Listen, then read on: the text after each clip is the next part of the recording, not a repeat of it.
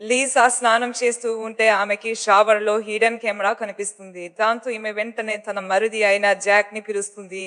దాంతో జాక్ వచ్చి చెక్ చేస్తే అక్కడ నిజంగానే కెమెరా ఉండడంతో ఇతను షాక్ అయిపోతాడు. ఇదంతా ఆ ఇంటి ఓనరే చేసి ఉంటాడని వీళ్ళకి డౌట్ వస్తుంది. వీళ్ళు ఫ్యామిలీ అంతా కలిసి వెకేషన్ కి ఇక్కడికి వచ్చి ఉంటారు. కానీ ఇలాంటిది జరగడం వల్ల వీళ్ళు చాలా భయపడిపోతారు. కానీ జాక్ పోలీసులని పిలవాలని అనుకోడు. ఎందుకంటే నిన్న తాగిన మత్తులో జాక్ లీసాతో ఇంటిమేట్ అయిపోయి ఉంటాడు.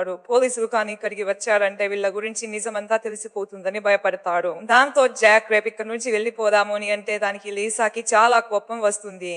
అప్పుడే కొద్దిసేపటికి అక్కడికి లీసా హస్బెండ్ అయిన చార్లీ మరియు జాక్ వైఫ్ అయిన జూలీ వస్తారు.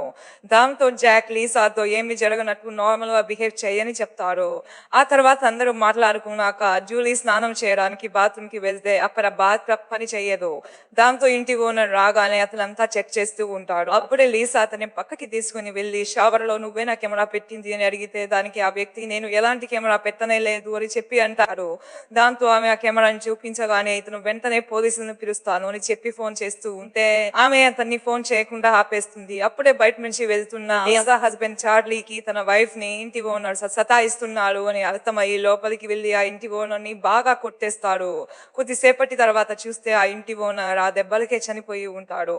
దాంతో అందరూ షాక్ అయిపోతారు. అలాగే వీళ్ళకి షవర్ లో కెమెరా పెట్టిన విషయం తెలిసిపోతుంది.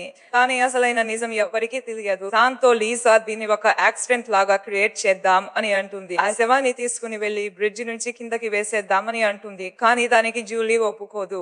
మిగిలిన ముగ్గురు ఒప్పుకుని ఆ శవాన్ని తీసుకుని బ్రిడ్జి లో కింద నీళ్లు వెళ్తూ ఉంటే అక్కడ వేస్తారు. కానీ శవం నీళ్ళలో పడకుండా అప్పుడే ఉన్న రాయి పైన ఉండిపోతుంది. దాంతో జాక్ మెల్లిగా కిందకి దిగి శవాన్ని నీళ్ళలోకి వదులుతాడు.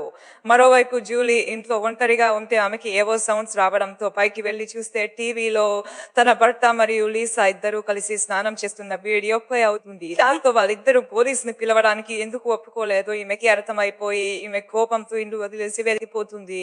దాంతో దారిలో ఈమె టైర్ పంచర్ అయ్యి కార్ ఆగుతుంది. అప్పుడే ఒక మిస్టీరియస్ వ్యక్తి ఈ అమ్మాయి పైన అటాక్ చేసేస్తాడు. ఆ తర్వాత ఆ మిస్టీరియస్ మ్యాన్ వెళ్లి జాక్ పైన కూడా అటాక్ చేసేస్తాడు. నిజానికి ఈ మిస్టీరియస్ మ్యానే ఆ ఇంటి ఓనర్ అయి ఉంటాడు. అతను కావాలనే ఆ ముసలతన్ని ఇంటి ఓనర్ లాగా పెట్టి ఆ ఇంట్లో కెమెరాలు పెట్టించి అంతా జరిగేదంతా చెక్ చేస్తూ ఉంటాడు. ఈ విధంగా ఈ వ్యక్తి ఒక్కొక్కరిని చంపేస్తూ ఉంటాడు. మరోవైపు చార్లీకి తన వైఫ్ తన తమ్ముడితోనే రిలేషన్షిప్ లో ఉంది అని తెలిసిపోతుంది. దాంతో ఇతను తన వైఫ్ ని వెతుకుతూ ముందుకు వెళ్తాడు. ఇది తెలిసిన లీసా అక్కడి నుంచి పారిపోతూ ఉంటుంది. ముందుకు వెళ్తే ఆమెకి వెళ్ళడానికి ఎలాంటి దారి లేకపోవడంతో ఆమె నీళ్ళలోకి దూకేస్తుంది. దాంతో ఆమె చనిపోతుంది. ఆ తర్వాత చార్లీ అక్కడి నుంచి వెళ్ళిపోతాడు. ఆ తర్వాత మిస్టీరియస్ మ్యాన్ కెమెరాలు తీసేసి కొత్త కెమెరాలు ఫిట్ చేస్తాడు. ఇలా మోసం చేస్తున్న వాళ్ళని చంపేయడం కరెక్టేనా? కామెంట్ చేసేయండి. వీడియో నచ్చినట్లయితే లైక్ చేసి ఛానల్ ని సబ్స్క్రైబ్ చేసుకోండి.